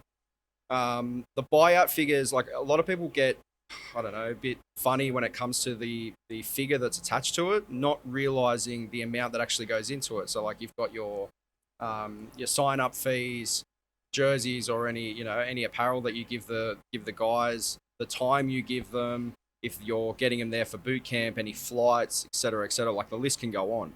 And it kind of starts building up towards that $1,000 mark, if not a little bit more per player. And if someone wants to disappear within 6 months or 8 months, whether you've signed them for however many months, it kind of gets to there, and people get funny about it, and I don't see the reason. Like, it's a business at the end of the day. It needs to be looked after. Yeah, absolutely. And I mean, when we were talking about it on the podcast, that's, kind of the approach we came at it as well. Players need to be aware of what they're signing. Get that advice. Make sure that they do their due diligence on their part. And if you commit to a buyout or commit to those sorts of things around your contract, you need to see it all the way through. And something that we were talking about just before that I thought was interesting that hasn't been brought up in this conversation is also what happens after you sell the player. And then you have to go and potentially buy out a player money. To replace it. So, when we speak to these orgs, it's pretty clear that they're not, trying to profiteer off selling their players. Often it's about trying to recoup some of the costs, of the costs of supporting the player. But then you have that whole angle of having to go and recruit more players. And have you found that sort of to be difficult as well? Is that one of the players? Sounded like APOC when I used to play with him. Wow. And carry on. You are looking to sort of release a player? Yeah, 100%. Like that in itself is hard, yeah, because we know that especially with CS, it's a very emotionally driven game. The whole team needs to have chemistry. You can't just put 5 players together and expect them to win, Yeah. They need to all work together. So to even just find that one player is hard enough in itself. To try and get them to play with the team and actually get along, it's a headache in its own right. Then you need to take that into consideration for when when a player gets bought out, and then you need to do the same thing across. And really, like that's what we're all wanting to push for within esports is get all these players to a certain level where we're dealing with other orgs, and like you're not even approaching the player, you're approaching that organization and being above board business wise. They do it in football, NRL, AFL, anything. And yeah, that's something that really needs to be thought about, and people need to get that in their head. This is business at the end of the day. Absolutely. It goes both ways. You may be the org buying out a player at the moment, but then that org then often uses that money to go buy another player to replace the one that they've just lost. And it's sort of, if you act like a bit of an arsehole in the process, then you're probably going to get your karma later on when you're the person on the other end of that, right? So, being in this together from an org's perspective and then making sure the players really understand, where they sit and what's in the contract, I think is really important. Another topic that has been talked about a fair bit off the back of a podcast we put out a few weeks ago was content creation. And the resulting conversation off the back of that was very interesting. There was a lot of different takes and a lot of really good opinions coming out, and then a lot of opinions that were just straight hot garbage. But that's what you get in esports, right, with the armchair experts. So what was your take on that episode? And did you sort of take anything away from the resulting conversations or the podcast itself? Yeah, 100%. We actually went back after that was released and rethought our whole structure in the creation of content kind of thing. We're lucky and fortunate enough that we've got a good team behind us that can come up with these new ideas and try and keep things edgy. But it's massive. Like people don't realize, and players themselves don't realize, they need to build their own brand, which is all content. Like, if you can be a really middle player, yeah, but have great content and a top tier org will want to hold you there. It gives you that time to, like let's say you hit a slump, it gives you that time to be able to work through it and move forward because you are valuable in your own right. You're not just a frago, you're not just you're not just for the team, you're actually representing the organization and in turn representing yourself. These players need to understand that you're building your own brand because you don't stick with the one organization your whole professional career. Yeah, absolutely. I think that's a really good point there. And players out there, it's rough out here in esports for players at times. Excuse me. It's rough out here for players in esports at times. They're trying to go full time and trying to make it their career and things like that. And I think that it's at the point now these days where just being a player, just being a fragger, as you put it, may not be enough. If you can package it together with building your own brand and putting out really good content, you definitely make yourself more valuable, but you create more opportunities for yourself to get paid, right? And at the end of the day, that's what you're after. The more you can get paid to focus on just playing, the easier it's going to be for yourselves. Okay, I guess the next thing I wanted to ask you is, do you have any questions for the boys who aren't here? So we've got Jim, Mac, and Sniper back home. And is there anything you want to ask them or put forward to them? I like how you constantly keep reminding people that we're at home. Oh, 100%. It's almost like you're reminding us. Very, very important part of this. I still don't feel like I missed out on anything. All right, we'll continue with this. I just want to say, I think I keep getting questions because you're putting my name first, and it's the first name that sticks in their mind. I'm pretty sure no one wants. I'm pretty sure no one gives a shit about us, mate. Anyway, how can orgs kind of stand out and be attractive to potential partners or sponsors? I think that's the main thing. Like, we've spoken about how content is a big part of it, and I wouldn't expect any less from the response from that. But what are the other things that you can do? Like, even if it's a face-to-face conversation, what can you do to stand out and just have that good look for partners and sponsors to not forget you? Yeah, like we all had that class clown at school. The teacher never forgot who that little fucker was. Yeah, that's like you want to be respectful and you want to be everything like that. But how do we as orgs get to that point? How do we become that person that's unforgettable? The class clown. Look, to be honest, I actually think it's a really good question because it actually talks straight and directly to what Nathan was talking about before, was everyone's trying to have their own brand identity, but some are doing it better than others. Yeah. I think it honestly is emphasis on brand identity. There's an identity in coming first every time. Yes. And only a couple teams can do that, right? But also, they have the identity of just looking like they're having a good time with the boys all the time as well, which is relatable. Grassroots and stuff as well. Greyhounds. Yeah. Well, I mean, one of the quotes that I took away from the weekend from my chats with Will, and this is a quote from Will, around how he comes up with the ideas around some of the content, some of the stuff they do, is, and I think this is incredibly valuable, and I did tell him I'd quote him on this, so I'm clear to say it, but he looks at his team and how he wants to create content through the eyes of someone, let's say, from North America. So what do North Americans think of when they think of Australians? How does the rest of the world look at Australia? And then that's how he works backwards from that to create his content. So he's targeting a North American audience. Well, he's trying to target the global audience, right? He's trying to bring in the rest of the world. And then the way he presents his content is almost, how do they see Australians? How can we play upon that? How can we push that? It's a play on stereotypes. Yes, which Australians always get behind anyways, right? Yeah. We're used to it. Yeah. But it was incredibly clever. And hearing him say that, some of the stuff, I really want to get Will on the couch because some of the stuff he's saying and doing, he puts a lot of it down to luck, but he's actually really smart. That works. He's very clever. That works, in my eyes, once you've got an international audience. Yes. If you've only got a local audience. Well, he says what he needed to start with was a winning team. He needed a team that was successful and that was going overseas and competing against.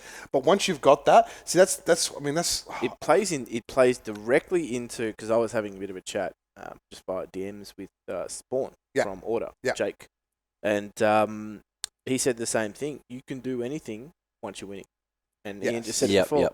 When you're number one, you can literally just can anything. You have, as long as you're doing something. Yeah, as long as you're doing something, correct. Yeah. There's nothing worse than having a winning team and then doing that feels nothing. Like they're immune to doing content. Yeah. Do you remember the Gambit content for X-God? Yeah. Yes. That was golden. Exactly. I forgot about everyone that for forgets, a while, but do you remember the content about Adren? Yeah. With like the gold teeth and stuff? The rapper Adren? Yeah. Gambit, man. Yes? Oh, dude. Was that Gambit? Wait till you see this. Wait till you see Gambit Adren. Like Gambit Adren. Yeah. Okay. Yeah. X-God, forget about him, dude. They had a whole video for the whole team. Even Hobbit. Yeah. Had stuff as well about it. Like, that whole team was just, like, they went full meme for one major. And it helped them sell stickers. And that was honestly hilarious. their entire focus. It was hilarious. Was just selling stickers. Well, that was back when teams kind of got their own cut of stickers and players got their own cut of stickers. It's not quite the case anymore. It's now sort of divvied out based on which group you're in. Depends which team you're in. Well, no, really? Okay, that's interesting. Are you sure about that? Well, I mean, if you're in a... Yeah, and what would you know about getting sticker money?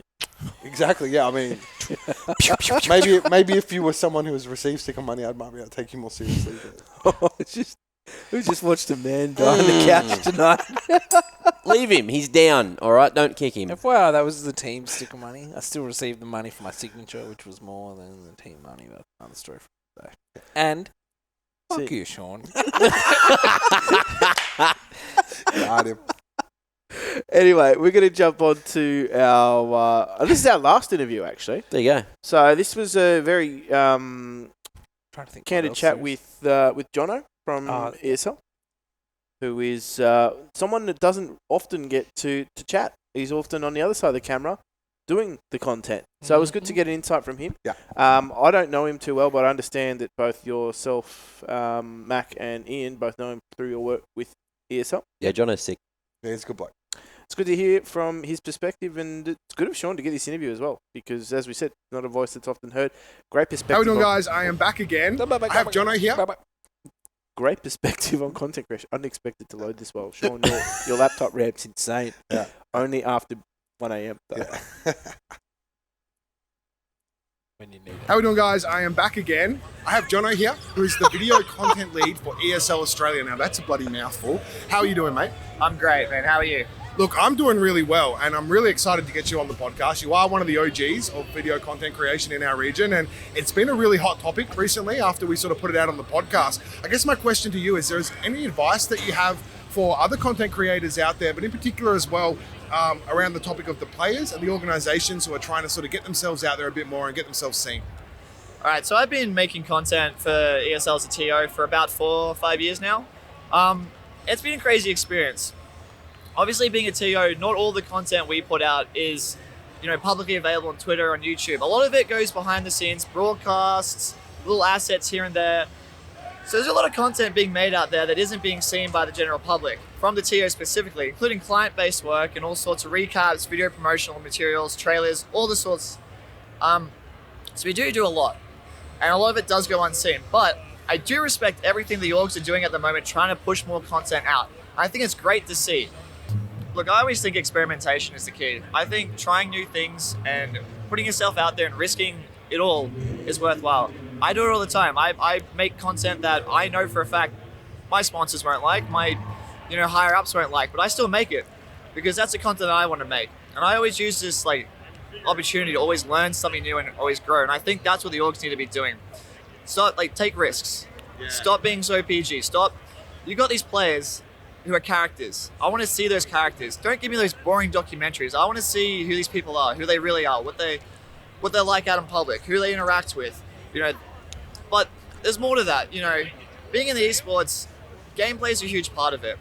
A lot of people are trying to focus about the story of the players as well, but you need the gameplay to match it, and gameplay is what draws people to esports. Yes. And characters are great as well because they add to the event, the story. But deep down, the gameplay and the content is that's what's key, mostly in my eyes. And I always try and focus, especially when I'm doing content, that gameplay comes first. Nice shots are great, cool stories are fantastic, but deep down, we're gamers. Yes. And gamers want to see games. They want to see cool games. They want to see moments that make you go, wow, right? No, not wow. Stay away from wow. Get away from wow.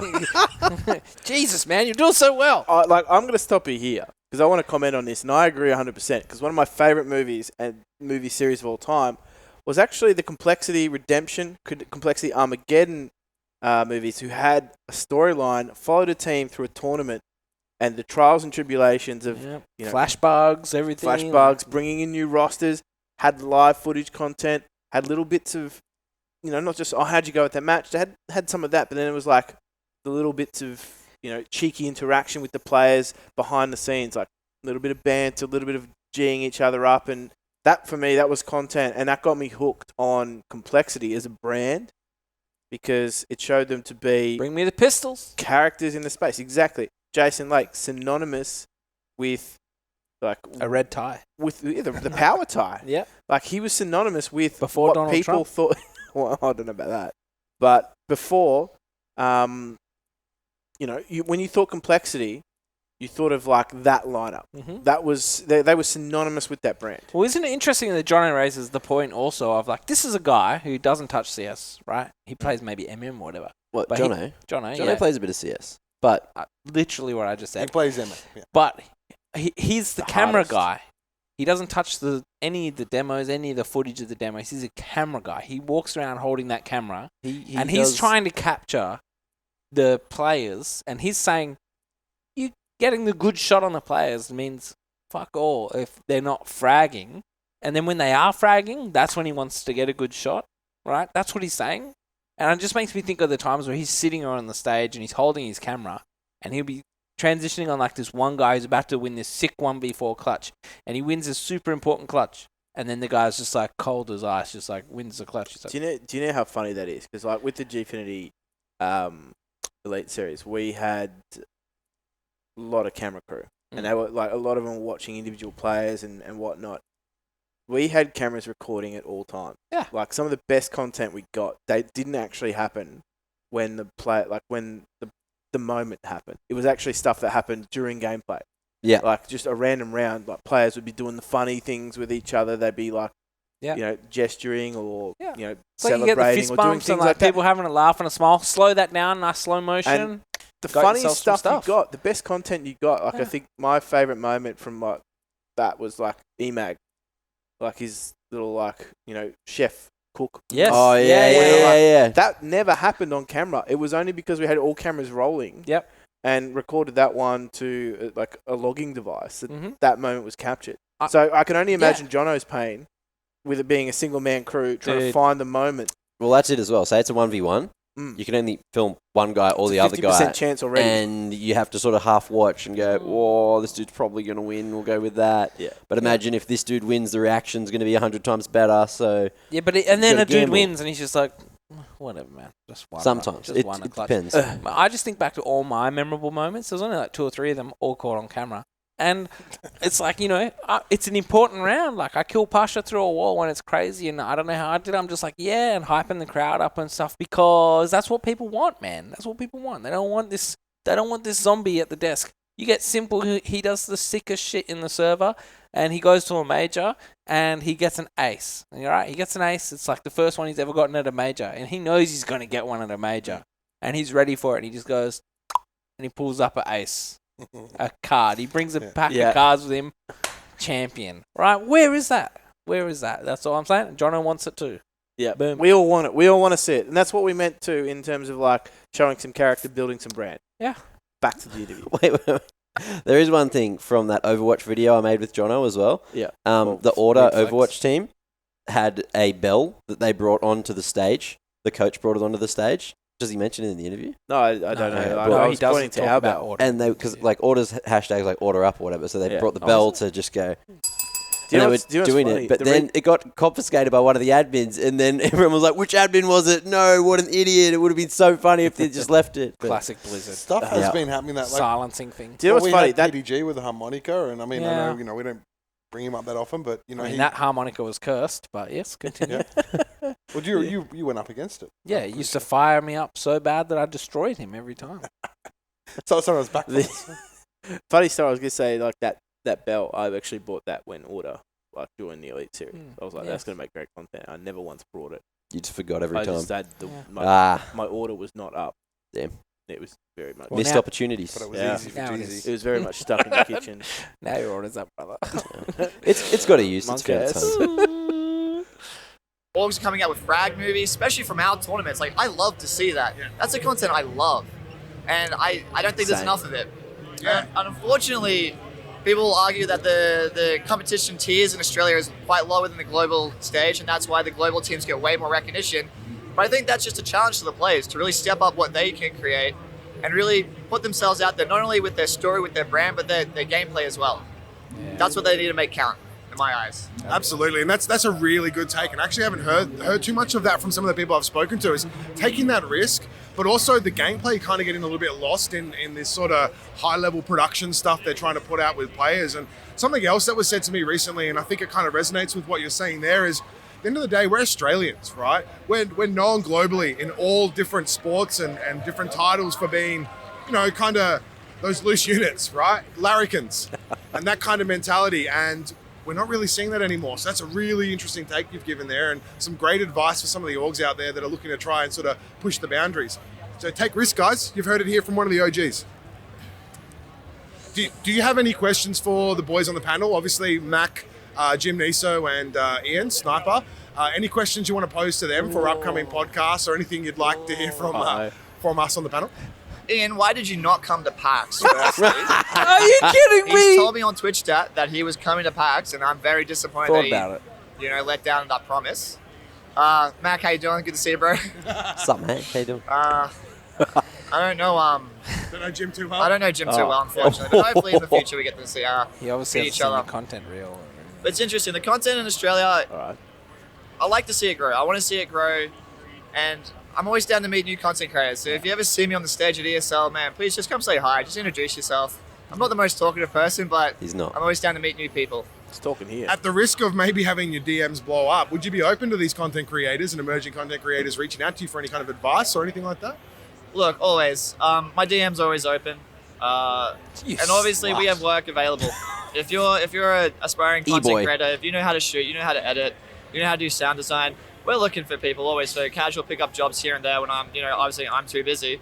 So yeah, reach out. ESL, we're looking to grow, we're looking to expand, so hit us up. Perfect. There you go, ladies and gentlemen. If you are trying to crack into that sort of content creation area of esports, you've got Johnny here, the man himself, saying reach out. The opportunities are there, and at the end of the day, we're all in this together. We're all trying to grow something where there's many facets for everyone to be involved. So thank you so much for your time, mate. I really appreciate it. Free No worries, man. Thanks for having me. jobs on our podcast. Whoa. Johnny, you've hit a string. Poor Ian's You've hit 2 strings in a row. Ian's strung Ian's out. on a roller coaster. I never promised, okay, for a start. I did look into it, but it was very late in the piece. I think it was Thursday. Yeah. He was looking. The price gouging was insane by the airlines, and obviously accommodation would have been maxed out. Then I found out at work today there's like secret work stuff that I could have done or whatever. But anyway, we won't talk about that. I literally offered you accommodation. Yeah, no, but it was like, no. I told you how to get your ticket for free. Guys, long story short, my foot's screwed up. I actually would not have lasted 2 seconds. That is true. He's not faking that. You should have done that as the first excuse. No, well, look, I didn't need an excuse because PAX is shit without me. So I wanted everyone to see that. And next year when I'm there, don't take me for granted. Okay? Okay. There you go. All right, Ian's not at all hurt. So is that confirmation that you'll be there next year? Is that? Well, CS will be there next year for sure. So it's in the. I hope so. If they don't do it, then I hope so. Shit, no one knows if it's on the books. Down the drain. It's on a year away. Oh, I know. Just with my absolute wisdom, Spidey senses, and business sense. I'm going very Donald Trump here. My absolute wisdom that Counter-Strike will be at PAX next year, unless a monumental fuck up. I think I'll go out on a limb here and say that this would have had the most people at this PAX that they've ever had. Something that I really noticed. Usually the Saturdays and Sundays are incredibly packed. Yeah, if we're going to talk about PAX. Friday was absolutely packed as well. Yeah. So usually I don't It's crazy. see that. It's crazy because I went to Oz Comic Con earlier in the year and they were saying the same thing. Like it's the most amount of people they've had at Oz Comic Con. Yeah. Same venue. Same similar thing. Great venue. Yeah. I got to say, PAX does a great job with the floor plan and everything like that. Yeah. And Same company, Repop. Yep. I had a look this year. Oh, do they do Rooster Teeth as well? Anyway. No. I had a look this year and I looked at the floor plan. I thought, oh, yeah, it looks a bit scarce. But then it turns out it was fantastic. But when you think about it, and I had a discussion with a guy at work today about PAX during workout. But long story short. Was it a masterclass? What we decided was like there's no new games coming out. So why was everyone there? Usually PAX is like Fallout's something. coming. No, there was the Cyberpunk. Yeah, Cyberpunk was a big Cyberpunk's big thing there. Keanu Reeves is like You're breathtaking. The main character type thing. They've Yeah. modelled it after him. Yeah. But was there anything new? Did you get to play Cyberpunk? I didn't actually play anything. There was the Final Fantasy VII remake, which is a pretty big deal. Yeah, 2 games. They had a lot of game previews. Like, a lot of people like that. Plus, I think the. Oh, I mean that's what But it is. I'm just talking in general in the sense that It's sick merch. It felt so. Usually on the Friday it's quite quiet compared to Saturday and Sunday. Yep. This Friday was packed. I think my understanding, I heard over the weekend that apparently PAX is the most people that go into the convention center out of all the events the convention center runs. I believe They that. usually have about 100,000 people over the event. Where they absolutely nailed it is Friday was like the last working day of the school holidays. Right. Okay. So that was like the most perfectly timed PAX ever. Well, there you go. And Friday would have been all the kids the parents wanted to just get out of the house and do something with if they could have. Yeah. And so I think that's just genius. And that's what we needed, maybe some Rocket League there or something for them to appreciate. There would have been Rocket League there I think for some form. I don't. It was maybe The like PUBG a free thing, I heard the area? PUBG thing was sick. Yeah. From a That guy was who cool. doesn't play PUBG, Yeah. he was like, that impressed me. Yeah, the Yeah. PUBG The Red Bull stuff. booth set up and things like that PUBG Corp put on with Red Bull was That really qualifies. good. You are right though, by the sense that the ESL esports stage area, I can think back to some like when we had CSGO there and a few other titles. I remember they had like was a killer analyst. absolutely packed. It was a couch. Right? This time around, Us and couches. that specific setup Rainbow Six. wasn't as packed. It's been Rainbow Six the last I couple of don't times. even think it was Rainbow Six this time. I think No, this time was It was all sponsor it was a activation. Link's Yeah. Legends thing, which was a big Xbox thing where you play Yes. multiple games. It was honestly just big. It was all activations. Logitech as well. It was There just was more of a. Logitech It was a. G Challenge, Link's Legends. I think there was maybe some other sponsor activations Yes. as well. Yeah. Asus has done stuff there as well. They used to send people to Sweden. Yeah, The Rock Challenge sort of that's stuff. Gone. It was all of those style of activations. It was all sponsor-driven content on those stages. Mhm. It wasn't anything that had any of, like, I guess what you'd term as a typical esports significance. Yeah, so the so thing like a is, league or right, anything. the thing is, I don't think that's... People didn't go this year because of what was there this year. They went because what was there the other years, and now they've gone there this year, and they're like, oh, okay, whatever. If, like, you've got these new crowds, these bigger crowds, there's no Counter-Strike, like, kind of dropping the ball a little bit to try and, like, someone should be forcing this down their throat to say, like, come on. I agree to some degree, but I think it's also part of, like, maybe PAX trying to delineate itself a little bit from MEO. Yeah, potentially. Was there Counter-Strike There- MEO? there- No. There was a bit of a feel of No. sort of. Well, there But was MEO, esports MEO. MEO's the. PAX the- was never an esports, like, convention. Yeah. Well, That's- MEO's like the love PAX is child not- of PAX yeah. and 2015 was like the Yeah. first year esports appeared. Yeah. It got bigger in 2016, bigger in 2017, Then it shrunk. then it shrunk in 2018. Rainbow Six. PAX is supposed to be gaming. It's not supposed to be esports. We're kind of Ah, privileged guys. to get the esports there. Esports is what comes from gaming. Gaming is just the gateway drug to esports. I'm actually really interested to see what happens in future years, particularly with it being no secret that there's a potential move for IEM, and there's a potential maybe even for... it's not No, coming there's back. maybe Don't even get the me started calendar on to that. spread itself out a little bit. More of an esports-focused event like an MEO earlier in the year. This might be just a crackpot theory of mine, but point being, MEO earlier in the year, there's room for both. Like, there's clearly an appetite for both when they're existing so close to Don't each wanna other. clash with the Australian Open, that's all. Well, it's not that early in the year. Not that Well, early. That's super Australian early in the Open's year. got Fortnite again. So. Yeah, or the Davis. Will they have it again this year? Yeah. Oh, okay, cool. But if you have something earlier on in the year, and this is where it gets a little bit interesting, is that towards the end of the year, you have your two major backers of both of those particular, I guess you'd call them convention. MEO have JB Hi-Fi as a partner, and you have EB Games as like the gaming provider of PAX. So both of those two are retail operation. A lot of them would put a lot of their marketing spend towards Christmas, which is traditionally Q3, Q4 sort of style marketing, and a lot of their budgets would go towards that back end. So already they're potentially pulling up some spending and not spending as much as they could in marketing with those events being towards the end of the year, knowing that Christmas is right around the corner. Yeah. Well, there's no Christmas games coming is out. Christmas for retail. That is when Christmas is like that's when they're spending the most amount of money on marketing is Christmas because their sales back it up. Yep. If you maybe have like a JB Hi-Fi, go okay, well, we don't have too much in retail towards the start of the year, other than Easter, which isn't huge, And Valentine's Day. Yeah, not for which gaming. isn't too huge for like a JB Hi-Fi style retailer.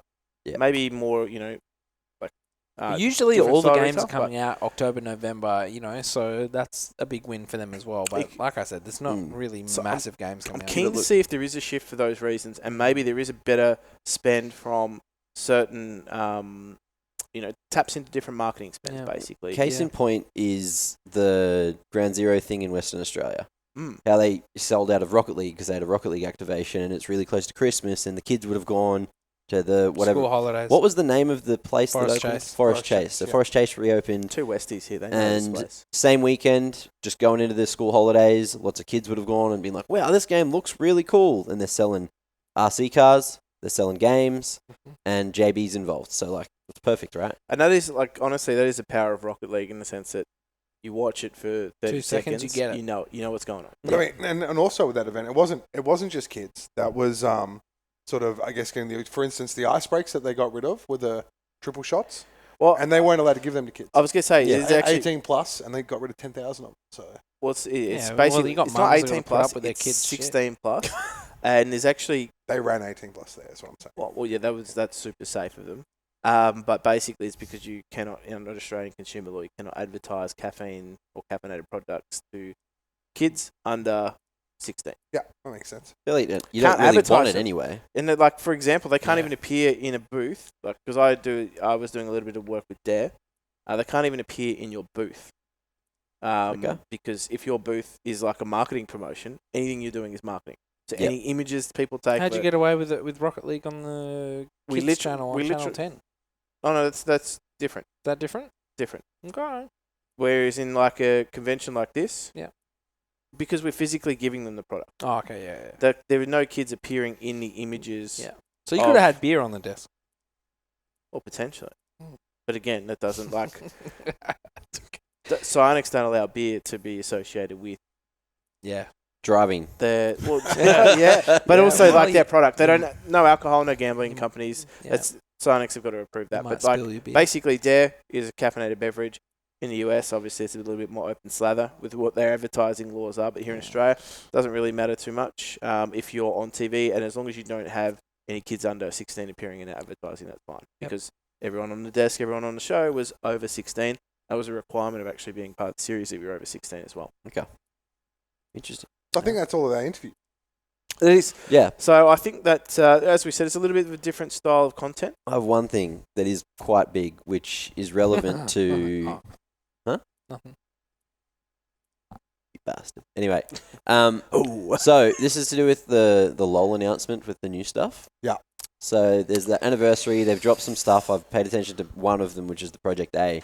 But I just tuned into Twitch, and I just so happened to see that it wasn't just eGym. It wasn't just Miles LaRosse, but Ash was on the broadcast for it. Ash Wells, yeah. Yeah, and I was like, whoa, what's Ash doing there? So it's good to see that Ash is doing more She was esports at stuff. PAX as well. Was she? Yeah, she was at Oh, PAX cool. doing stuff. Well, I wasn't there, so I didn't get to fucking see it, did I? She's popped back up into esports again, That's which is good. really cool. You didn't catch up with her. That's sad. I tried to. I actually went to the booth. I think I missed her by like 5 or 10 minutes. I asked them if Ash was there, and they're gone, you've just missed her. That was on the Sunday. I was really busy on the Friday and the Saturday, but I tried to catch up with her on Sunday. There's a few people I wanted to catch up with that I couldn't. Hawkins as well. I don't know if he listens to this, but I've spent a lot of time playing games with Hawkins before he was Mr. Big Shot community manager for PUBG. So I was really keen to catch up with him, but there's always next time.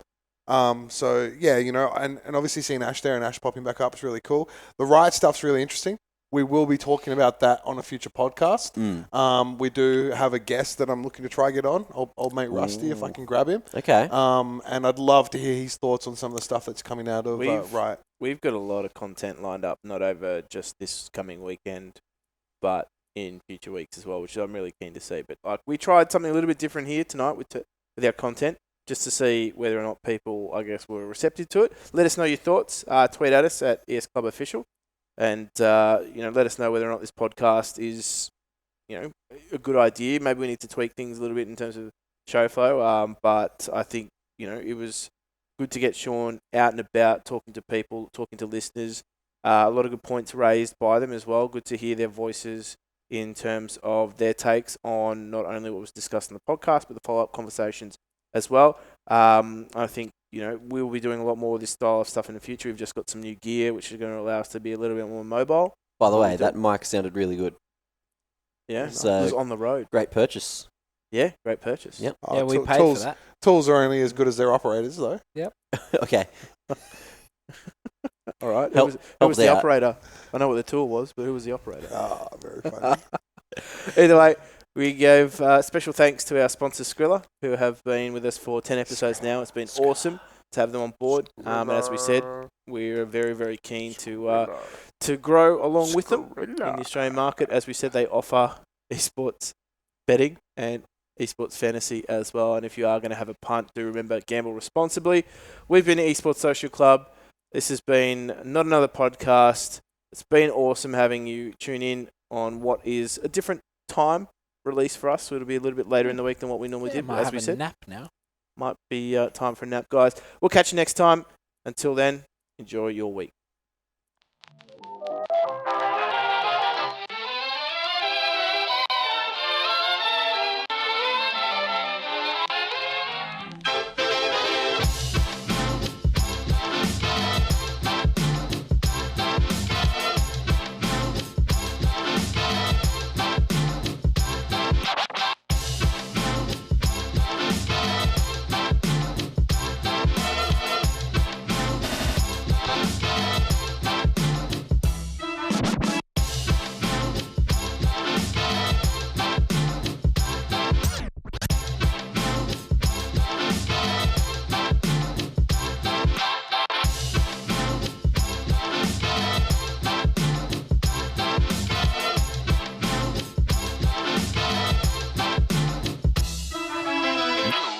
going on a run.